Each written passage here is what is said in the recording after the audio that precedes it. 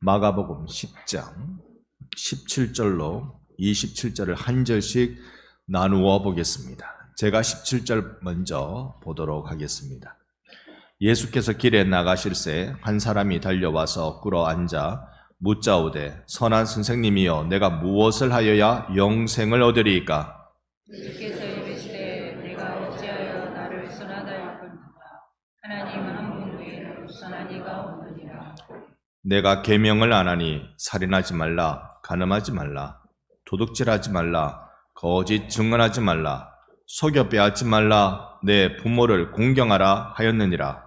그가 여짜되 선생님이여 이것은 내가 어려서부터 다 지켰나이다. 예수께서 그를 보시고 사랑하사 이르시되 내가 아직도 한 가지 부족한 것이 있으니 가서 내게 있는 것을 다 팔아 가난한 자들에게 주라. 그리하면 하늘에서 내 보화가 내게 있으리라. 그리고 와서 나를 따르라 하시니 그 사람은 재물이 많으므로 이 말씀으로 인하여 스스로 기색을 띠고 안심하며 가니라. 예수께서 둘러보시고 제자들에게 이르시되 재물이 있는 자는 하나님의 나라에 들어가기가 심히 어렵도다 하시니 여자들이 그 말씀에 놀라는지라. 예수께서 다시 대답하여 이르시되 얘들아 하나님의 나라에 들어가기가 얼마나 어려운지. 낙타가 바늘기로 나가는 것이 부자가 하나님의 나라에 들어가는 것보다 쉬우니라 하시니 여자들이 매우 놀라 서로 말하되 그런즉 누가 구원을 얻을 수 있는가? 함께 봅니다. 예수께서 그들을 보시며 이르시되 사람으로는 할 수 없으되 하나님으로는 그렇지 아니하니 하나님으로서는 다 하실 수 있느니라. 아멘. 할렐루야. 우리 좌우로 서로 인사합니다. 사랑합니다. 존경합니다. 사랑합니다. 존경합니다. 하나님으로만 하실 수 있는 큰 은혜의 구원의 자리에 오신 여러분을 축복합니다. 우리가 예수님을 믿는다는 것은 예수님을 경험하는 데서부터 시작될 거라고 생각을 합니다. 우리가 진정한 예수님과의 만남이 필요한 사람들입니다. 지금 우리가 예수 만나는 이 일을 분명하게 경험할 때 이후에 내가 어떻게 살아야 되는지, 왜 그리 살아야 되는지 이유를 발견할 수 있습니다. 반대로 예수 그분을 내가 만나지 못한다면 교회에서 하는 모든 이야기가 율법으로만 들릴 것입니다. 하라, 하지 말라 이렇게만 들리니 말입니다. 그런데 정말 예수 만나서 예수를 사랑하면 사랑하는 자의 음성을 들어 그 뜻을 행하는 그 기쁨을 분명히 누리게 될 것입니다. 여러분 교회를 사랑하십니까? 여러분 지금의 현실이 걱정이 되십니까? 그러면 우리가 품고 있는 그 영혼이 예수 만나도록 힘쓰는 일이 필요할 때가 왔다는 것입니다. 걱정하는 말 대신 한 영혼에게 집중해주는 우리 어른들, 우리 성도들 되기를 예수님 이름으로 부탁하고 축복합니다. 아멘. 내가 섬기는 사람이 이런 사람 되면 좋겠다. 우리는 다 희망사항들을 가지고 있습니다. 오늘 본문도 그렇습니다만 우리가 정말 중요한 것은 예수를 십자가에서 분명히 만나는 일, 갈라디아 교회를 향한 이 사도 바울의 외침도 그러했습니다. 5장 24절 말씀해 보면 그리스도 예수의 사람들은 육체와 함께 그 정욕과 탐심을 십자가에 못 박았느니라. 이 말씀을 듣고 있는 갈라디아 교인들은 그랬지. 우리가 그랬었지. 이걸 알게 될 것 아니에요. 갈라디아 교회가 가지고 있는 심각한 문제는 다른 복음을 듣는 것에 있거든요. 예수 외에 다른 복음을 듣는 것에 심각한 위험에 노출되어 있어서 바울이 이 편지를 썼는데 너희들이 예수의 십자가에 너희의 육체와 함께 그 정욕과 탐심을 못 박았잖아. 그때 그 경험을 생각해봐. 여러분 이거는 내가 들리는 일, 이거는 내가 보는 일로 되는 것이 아니라 내가 체험하는 일로 이 감격이 있는 겁니다. 여러분에게 다시 그 언제적 곧 여러분의 육체가 여러분의 정욕과 함께 여러분의 탐심과 함께 십자가에 못 박은 기억이 오늘 예배 가운데 생생하게 일어나기를 주의 이름으로 축원합니다. 우리 신앙생활에 이 감격과 이 감사가 회복되어야 말씀이 나에게 잔소리가 아니라 말씀이 나에게 생명으로 다가오게 되는 것입니다. 복음은 확실한 체험을 요구합니다. 그래서 그 확실한 체험을 가지고 있는 자의 모습을 보면 늘 감격과 감동의 세월을 살아가는 것입니다.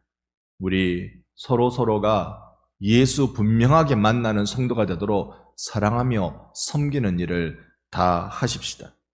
예수님은 이런 한 영혼을 추수하는 멋진 분이세요. 예수님이 관심 기울이는 사람들은 이런 한 사람 한 사람, 그래서 예수님이 친히 나가서 이런 사람들을 만나 주시는데요.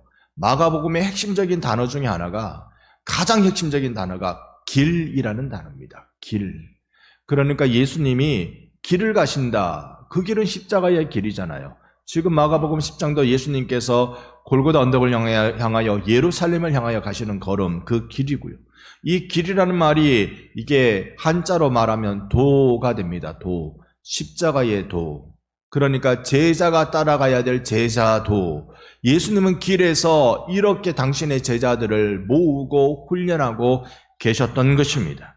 그 중에 아주 멋진 추수를 이번에 할 뻔하는데요. 오늘 본문 17절 말씀에 보면 예수께서 길에 나가실새, 예수님이 길에 나가십니다. 다시 길을 나서시는 것입니다. 여기에 나설 때 세 부류의 사람을 만납니다. 오늘은 그 첫 번째 부류의 사람을 만나시는데요. 내용을 보면 이렇습니다. 예수님께서 나가실 때 한 사람이 예수님 앞에 나와 무릎 꿇고, 선생님, 영생은 어떻게 얻습니까? 구원이란 무엇입니까? 나에게 구원을 알려주십시오. 내가 구원받는 사람 되고 싶습니다. 여러분, 멋있잖아요. 우리가 보기 얼마나 기특합니까? 한 사람이 예수님 앞에 무릎을 탁 꿇고 의시되는 것이 아니라, 무릎을 어떤 퍼포먼스로 만들어가는 것이 아니라 진짜 예수님 앞에 무릎을 꿇고 선생님, 나에게 구원을 알려주십시오 라고 하고 있습니다. 우리는 이 구원을 맛보는 것, 예수께서 그 길을 나서지 않으셨다면 우리는 이 구원 맛보는 걸 못했을 것입니다. 제 용서함을 누리며 기뻐 뛰며 감격스러움을 누리는 세월을 우리는 이 예수께서 길을 나서지 않으셨다면 우리는 누릴 수가 없었을 것입니다. 내 인생을 주님께 바치는 이 감사와 임마누엘 주님이 나와 함께 하시는 이 차오르는 희열을 우리는 느낄 수가 없었을 것입니다. 그분이 다시 길을 나선다는 것은, 그것은 나를 찾기 위함이라는 것을 믿습니다. 그때 한 사람 등장했던 것이죠. 마태복음에 보면 동일한 사건이 마태, 마가, 누가, 소위 공간복음에 다 등장하는데요. 마태복음에는 이 사람을 청년이라고 표현합니다. 마가복음에는 한 사람이라고 표현하고요. 누가복음에는 관원, 어떤 관리라고 표현하고 있습니다.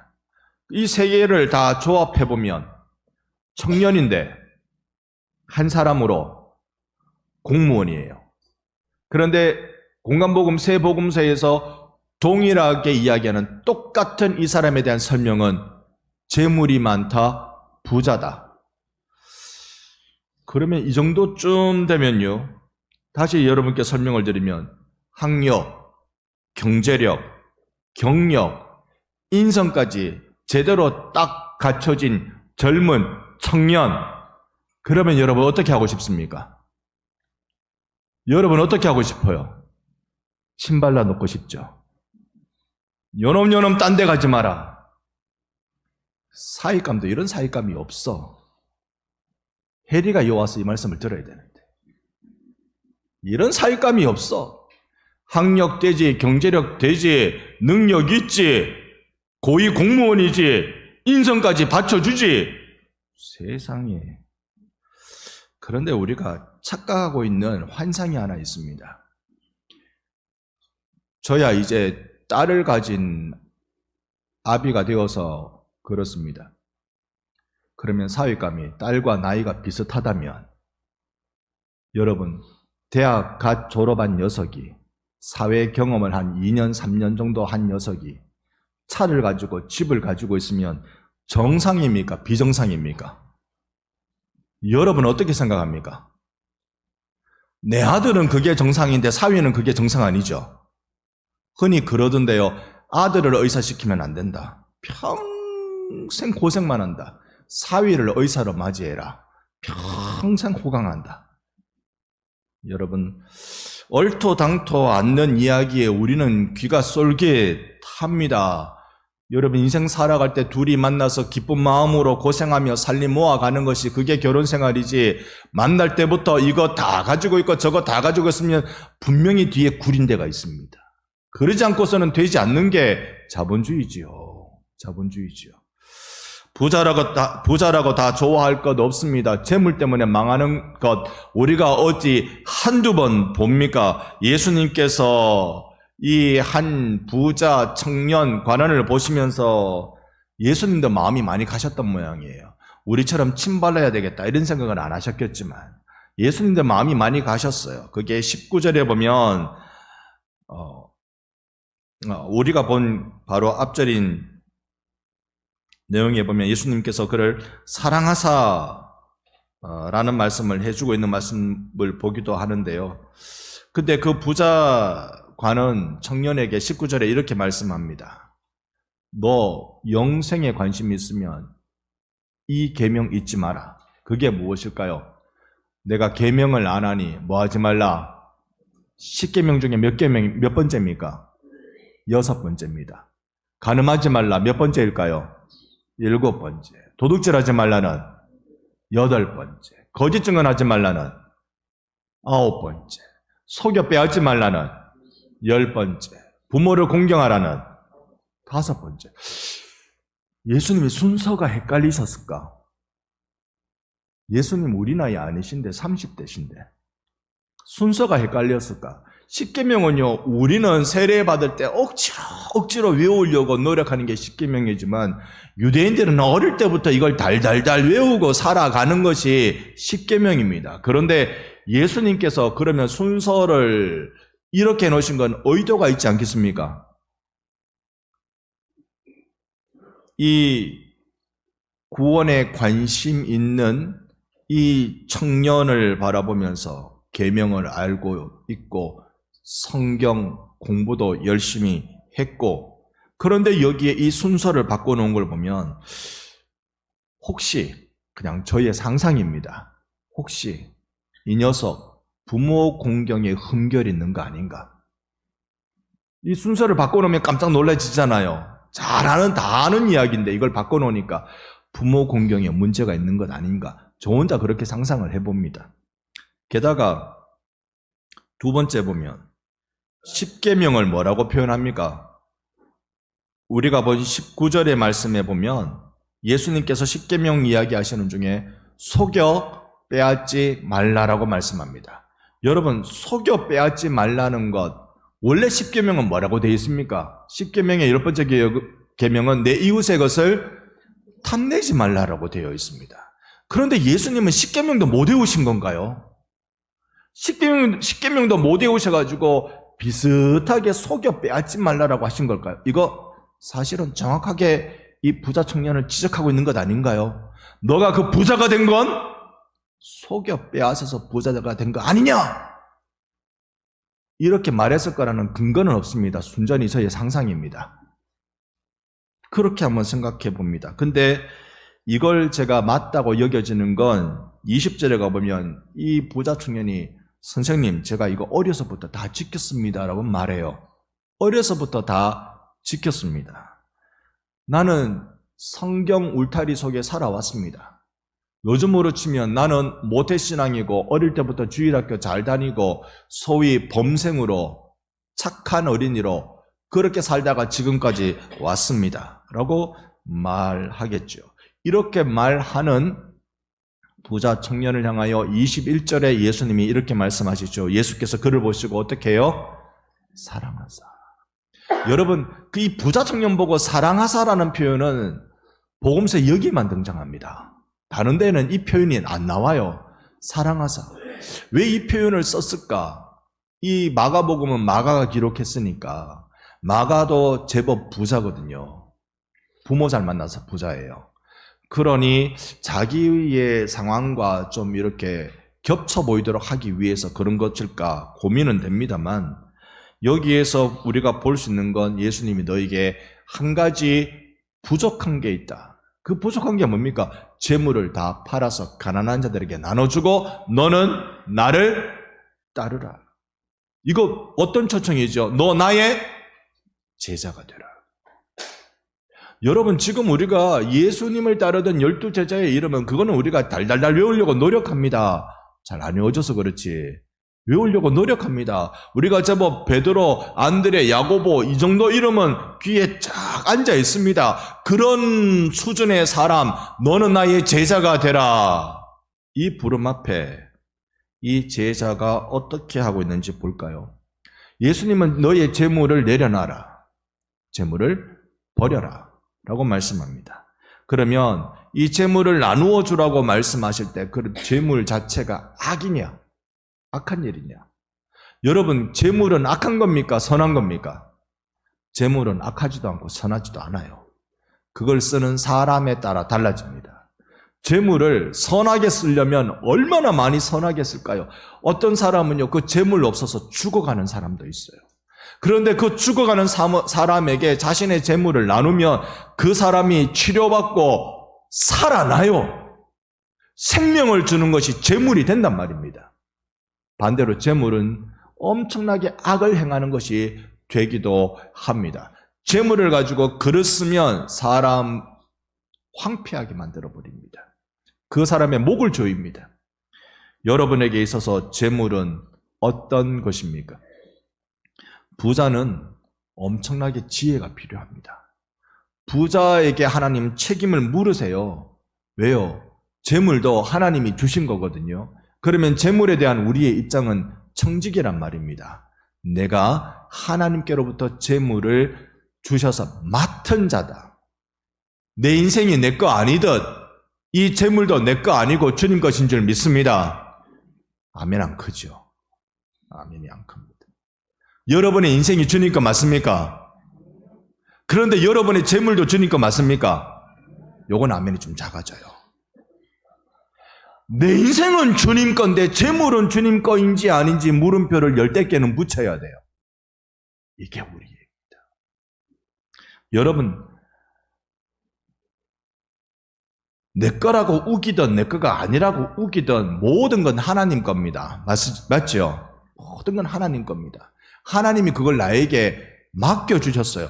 젊음도 맡겨주셨고 건강도 맡겨주셨고 시간도 맡겨주셨고 10대는 10대대로 20대는 20대대로 쭉쭉 60대, 70대, 80대, 90대 그 시간대에 따라서 인생을 살도록 하나님 내게 맡겨주셨는데 그 맡은 바 우리는 청직이다. 들어가고 나가고 재물이라면 재물이 들어가고 나가고를 지혜롭게 해야 하는 청직이라는 사실을 기억해야 합니다. 여러분은 하늘의 보화를 쌓아두는 지혜 있는 청직이 되시기를 예수님 이름으로 축원합니다. 아멘. 그런데 우리가 여기에 성경을 한번 자세히 보십시다. 다시 19절로 돌아가서 계명 순서가 달라진 거 이 녀석 부모 공경 안 하는 것 아니야? 또는 10계명을 달리 예수님이 좀 비틀어서 표현하신 걸 보면 이 녀석 속여서 부자 된 것 아니야? 라는 의문을 갖게 되는 것입니다. 참 부자는 자신의 부를 하나님이 맡겨주신 것이라고 믿고 나누는 일을 하게 될 터인데요. 이 청년은 재물에 묶여있는 자라는 걸 쉽게 우리는 볼 수 있습니다. 22절 말씀에 가서 그 사람이 재물이 많은 고로 슬픈 기색을 띠고 근심하며 돌아갑니다. 예수님의 부르심에 반응 못해요. 예수님이 이리 오너라, 너 나와 함께 가자 라는 말씀에 이 부자 관원 청년은 반응 못합니다. 이유는 가지고 있는 재물에 근심이 되어서. 우리도 그 입장이면 근심될 것 같아요. 근심이 되었습니다. 그러나 청직이라는 것을 기억해야 할 텐데요. 23절에 가면 예수님께서 둘러보시고 제자들에게 재물이 있는 자는 하나님 나라 들어가기가 심히 어때요? 어렵도다. 재물이 있는 자는 하나님의 나라에 들어가기가 심히 어렵도다. 다른 사람 눈치 보지 마시고 여러분은 하나님 나라 들어가기가 쉬울까요? 어려울까요? 우린 자신이 있지. 우리는 자신이 있지. 우리는 재물을 가지고 있는 자가 아니기 때문에 그렇습니다. 늘 우리가 경험하는 월급은 통장에 들어오면 일주일을 못 견딥니다. 항상 일주일을 못 견디고 어디서 다 갖고 가버립니다. 요게 영이 안 되게 하려고 몸부림치는 게 우리의 한 달의 일들인데, 그러면 우리는 하나님 나라 들어가기가 아주 과연 쉽습니까? 23절에 보면 그렇게 예수님께서 말씀하실 때 제자들 들으라고 하신 말씀이잖아요. 지금 부자 청년은 돌아갔고 제자들을 둘러보시면서 하신 말씀이란 말입니다. 제자들은 일단 우리가 똑같을 거 아니에요. 다행이다. 그런데 여기에 보면 제자들이 주머니가 없는데, 개인 주머니가 없는데 이렇게 따라다니면 여기 이 말씀 듣고 우린 살았다 이래 돼야 되는데 그들의 반응이 좀 다릅니다. 그들의 반응은 놀랍니다. 24절이 그렇죠. 깜짝 놀랍니다. 왜 놀랐을까요? 놀라는 이유가 뭘까? 그건요, 10장 앞부분 뒷부분 봐도 그렇고 예수님의 제자들이 예수님 없으면 늘 하는 짓이 있습니다. 그게 네가 크니 내가 크니 이 얘기하고 있습니다. 네가 높니 내가 높니 그 얘기하고 있습니다. 야, 예수님이 왕이 되면 내가 국무총리 할 거야. 왜 이래? 우리 어머니가 치맛바람을 살 불어놨거든. 내가 대장이야. 그거 하고 있습니다. 자기들은 이 세상의 권세가 자기들의 입지를 굉장히 확인시켜주는 것이 될 줄 알았는데 예수님은 재물이 있는 자는 하나님 나라 들어가기가 이렇게 어렵다고 하신 거예요. 그러니 제자들은 순간 충격이 온 것입니다. 여러분, 누가 크니 그거 경쟁해 보셨습니까? 근데 우리는 늘 경쟁하고 삽니다. 많은 분들 교회에서 통용되는 말 중에 하나가 그렇습니다. 몽달 귀신, 처녀 귀신 하나도 안 무서운데 제일 무서운 귀신이 있어요. 그게 무슨 귀신이에요? 섭섭의 귀신이에요. 온갖 영들, 악한 영들 하나도 안 무서운데 섭섭의 영은 이게 되게 무서워요. 교회 안에서 왜 이렇게 섭섭의 영이 자주 전염하면서 왔다 갔다 하는지, 섭섭한 거. 원인을 찾아봅시다. 왜 섭섭할까요? 나를 나답게 대접 안 해준다 싶으니 섭섭하잖아요. 여러분, 우리가 이거 놓아야 된다라고 말씀하시는 주님의 말씀 앞에 놓기 그렇게 어려워합니다. 특별히 무엇을 놓아야 돼요? 나의 나됨은 오로지 주의 은혜라고 여기며 나를 놓아야 돼요. 그런데 이걸 놓지 못하니까 늘 섭섭한 거야. 왜 나를 쳐다보는데 인사도 안 하고 가나? 아니, 저 녀석이 어른을 보면 고개를 딱 숙여야 되지. 늘 이게 섭섭한 거야. 늘 섭섭한 거야. 여러분, 내 주 예수는 그 싸움 투성인 제자들, 내가 잘났다, 네가 잘났다, 싸움 투성인 제자들 옆에 수건을 가져와서 발을 씻겨주신 분이십니다. 예수께서 스승의 대접을 받으셨습니까? 예수께서 제자들한테 스승 대접 제대로 받은 본 적 있으십니까? 어떻게든 스승의 힘을 입어서 내가 뭐 되고 싶어 하는 게 제자들이었습니다. 그런 그분은, 그 예수님은 하늘 보좌 버리고 낮고 낮은 이 자리로 특별히 그렇게 험하고 피비린내 나는 십자가에 자원하여 오르신 분이십니다. 오늘 보면 24절, 25절 한번 교독합니다. 제자들이 그 말씀에 놀라는지라 예수께서 다시 대답하여 이르시되 얘들아, 하나님의 나라에 들어가기가 얼마나 어려운지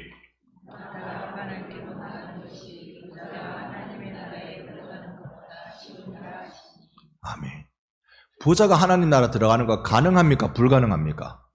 예수님 표현으로 보면 이건 들어가기가 쉽다 어렵다 문제가 아닌 것 같아요. 낙타가 바늘귀 들어가는 거 혹시 우리 중에 바늘귀를 모르는 분이 계십니까?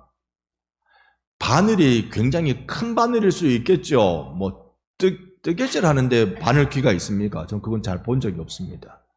근데 바늘귀는 제가 보기에는요, 40, 50대 지나면서 바늘귀 보기가 쉽지 않습니다. 눈이 그걸 못 봐요. 돋보기를 껴야 보지. 그거밖에 안 되는데 낙타가 그리로 나간다?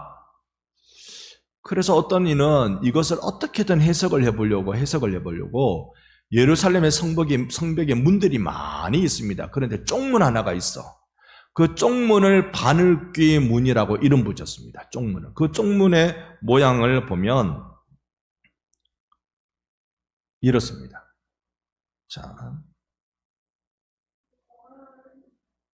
옆에 낙타 주인이 끌어다니고 있지요.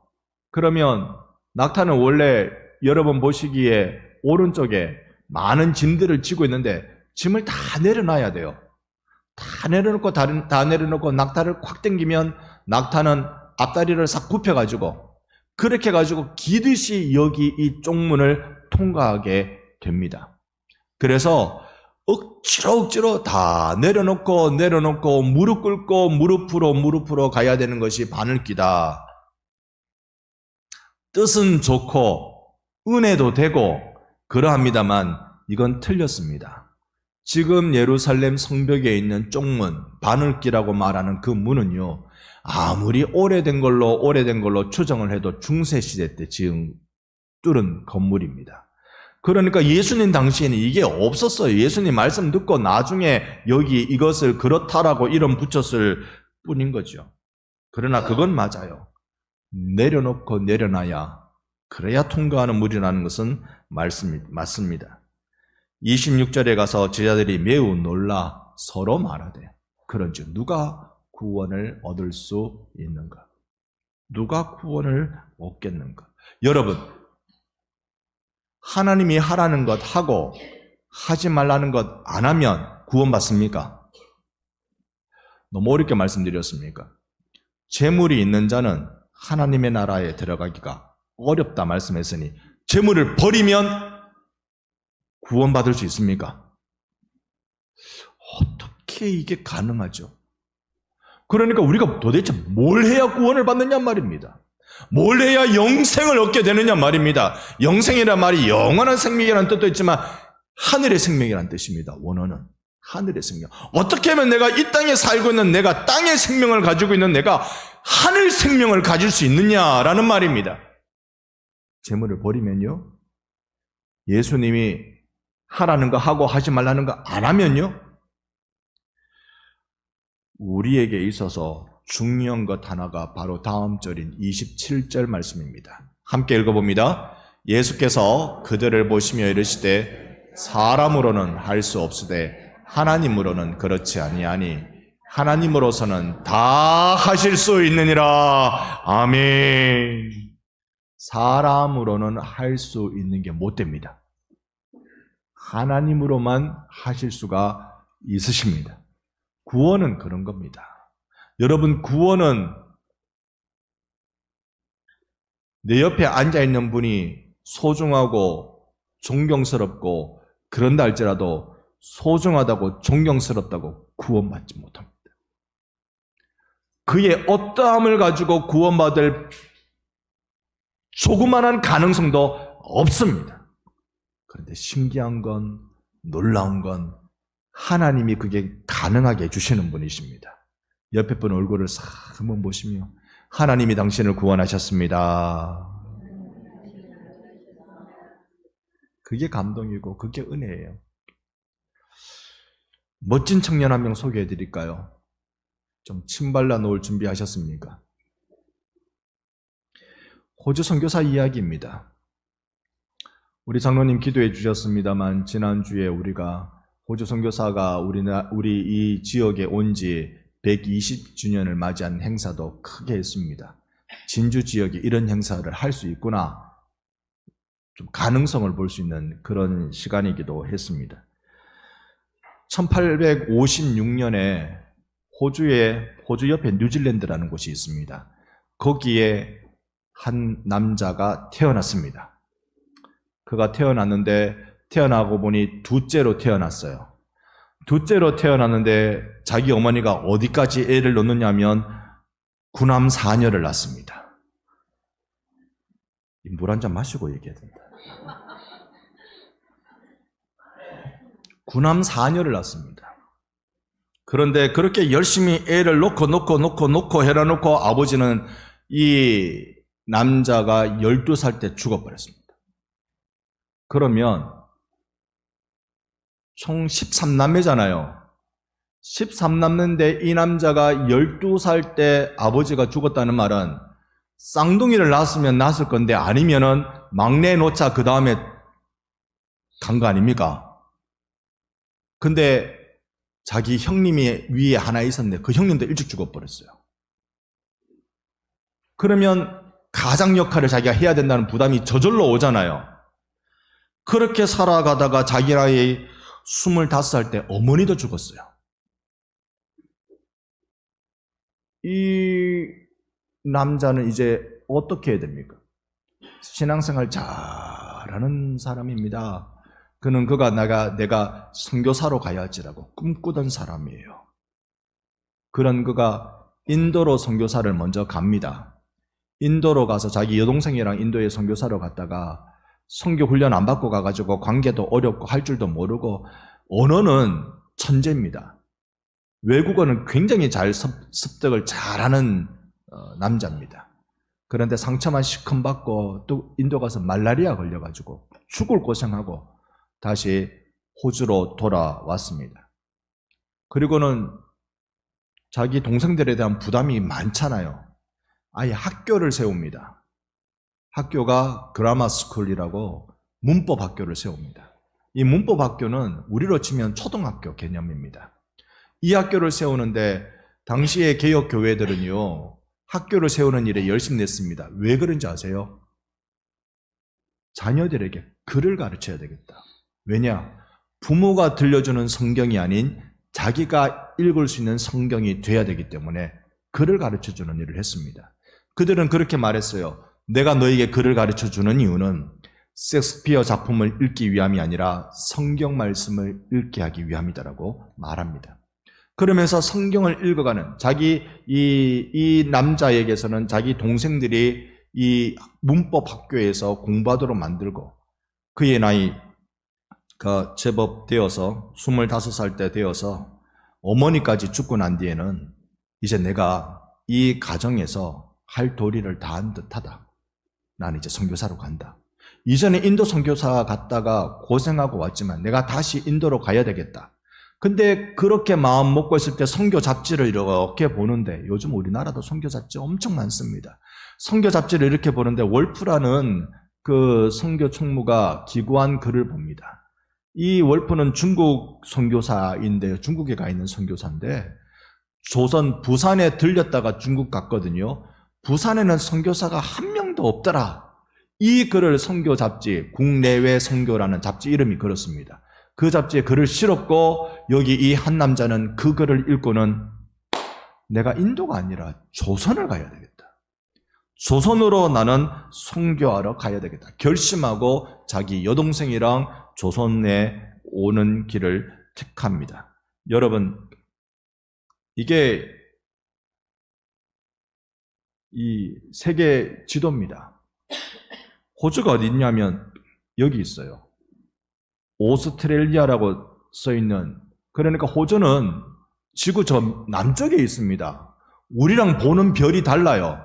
이 사람들은 태어나서부터 죽을 때까지 호주에 있으면 북두칠성을 볼 수가 없습니다.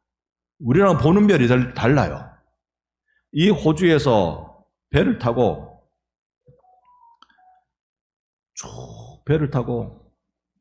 여기 부산까지 오려면요,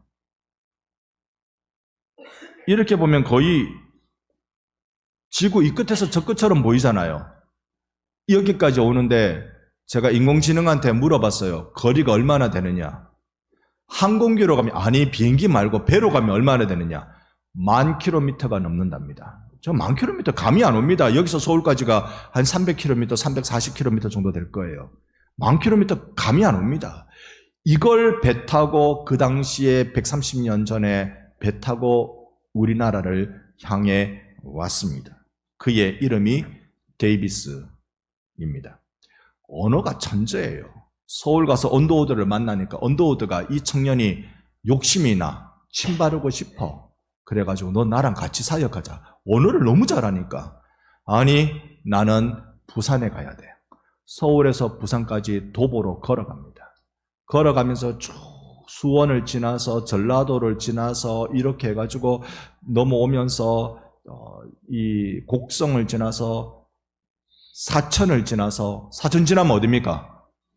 진주, 부산까지 갑니다. 그런데 그의 일기에 보면 사천까지 일기 기록이 있어요. 사천에서 사실 우리나라 관원들한테 좀 무례하게 대우를 받았습니다. 그리고 난 뒤에 병이 생겼다 그래요. 그 당시 그가 앓았던 병이 천년두였습니다. 무엇 때문인지는 모르겠지만 그건 전염성이 있는 거니까 천년두 병을 앓고 이렇게 진주에서는 그의 일기가 없습니다. 왜냐하면 몸이 너무 아팠어요. 일기 쓸 기운이 없었습니다. 그리고는 끝까지 부산으로 갑니다. 자기는 부산 가겠다는 일념으로. 여러분께 여쭤봅니다. 사천에서 진주 왔어요. 그리고 부산으로 가요. 어디를 지나야 됩니까? 맞습니까? 제가 그 옛날 지리에 대한 깊은 이해가 없어서 그렇습니다. 진주를 지나서 이 부산으로 가려면 반드시 반성을 지나야 됩니까?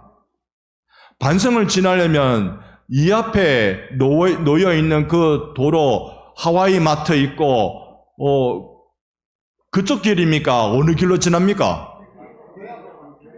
요 맞습니까? 요 길. 오직 요 길밖에 없지요. 데이비스 선교사가 어디를 지났겠어요? 내가 부산에 가야 되겠다고, 몸이 아파서 쉬어야 되지만 쉬지도 않고 부산까지 가야 되겠다고 4월 4일 날 부산에 도착하고 4월 5일 날 죽어요. 폐렴으로. 4월 4일 날 부산에 도착하고 4월 5일 날 기일 선교사 품 안에서 그는 죽습니다. 그의 묘는 부산 복병산에 묻었는데 6.25 전쟁통에 피난민 워낙 많아가지고 그의 뼈도 못 찾았습니다. 이 데이비스 선교사가 한국에 들어와서 부산에서 사역 한번 제대로 못하고 죽었죠. 호주가 난리 났습니다. 저 젊은 청년이 갔던 조선이란 나라는 어떤 곳이길래 우리 새파란 청년이 25살짜리 저 청년이 호주에서 죽냐? 27살이었을 거예요. 새파란 그 청년이 거기서 왜 죽냐? 그 다음부터 호주에서 선교사들이 들어오기 시작하는데, 원래 호주는요 한국이 선교 대상 국가 아닙니다. 자기 섬나라 바로 옆에는 비누아트라는 그 섬이 선교 대상 국가예요. 그런데 한국으로 선교사가 들어오기 시작하는데 1진 들어오고 2진 들어오고 2진으로 들어오니까 거연료 선교사예요. 해방 전까지 77명의 선교사가 들어오고 해방 이후에까지 포함하면 약 130명 정도의 선교사가 이곳의 경남 지역에서 사역을 합니다. 그 한 청년, 내가 복음 들고 가야 되겠다. 죽더라도 나는 가야 되겠다. 그 한 청년. 여러분, 그런 청년이면 여러분 좀 신발라 놓고 싶습니까? 요건 내 거다. 내 사익감이 요렇게는 돼야 되지. 딸 가진 부모로서 그렇게 선뜻 되는 건 쉽지 않습니다만, 여러분, 우리는 예수를 만나는 일이 필요합니다. 지난 목요일 날 이상규 교수님과 함께 그 대학원생들이 이 역사 탐방을 다녀온 적이 있습니다. 가서 창원에 있는 호주 선교 기념관을 다녀왔는데 한번 보여주시죠. 네, 제가 연결이.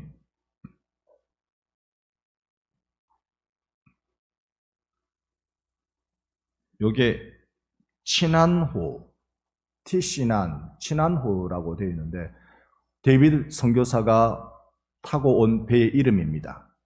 42일 동안 항해해서 한국에 도착했습니다. 그 배에 모형에 교수님하고 이제 사진을 찍었습니다. 아따, 한 청년이 참 잘 나왔죠. 그 청년은 아니면 더는 안 보여드리고 싶습니다. 저는 제 가슴 속에 진주 지역의 서부 경남의 부흥을 꿈꿉니다. 그 부흥은요, 항상 마중물이 있었습니다. 불쏘시개가 있었습니다. 호주 선교사들이 와서 서부 경남을 뒤집어 놓았던, 복음으로 뒤집어 놓았던 그 뜨거움은 데이비스라는 한 청년이 예수 만나서 뜨거운 가슴으로 무턱대고 이 나라에 들어와서 부산까지 달려갔기 때문에 호주 선교사들이 들어올 수 있었습니다. 서부 경남의 부흥은 여러분 때문에 일어나기를 소망합니다. 여러분이, 아니, 이렇게 말씀드리고 있는 제가 부흥의 불쏘시개가 되어야 되겠습니다. 우리 주님을 만납시다. 주님을 안 만나면 우리의 신앙생활은 외식함에 젖어듭니다. 주님을 만나면 바뀝니다. 생각이 바뀌고 말이 바뀌고 표정이 바뀝니다. 기도의 자리에 머물게 됩니다. 함께 주님을 뜨겁게 만나서 사람으로는 할 수 없으되 하나님으로는 하실 수 있느니라. 이 말씀이 증명되는 일에 여러분 증인 되시기를 예수님의 이름으로 축원합니다. 아멘.